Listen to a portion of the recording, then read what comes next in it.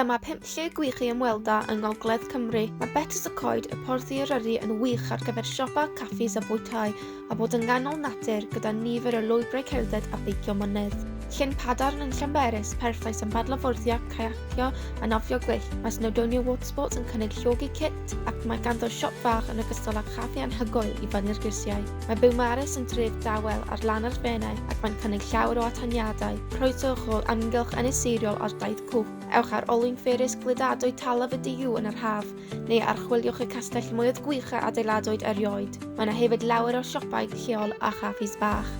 Mae taith gerdded hawdd drwy gefn gwlad hardd yn mynd â chi i rhaeadrau Aber, un o'r rhaeadrau mwyaf dramatig Eryri. Tra yma, beth am hefyd ymweld ar dystyllfa a chaffi.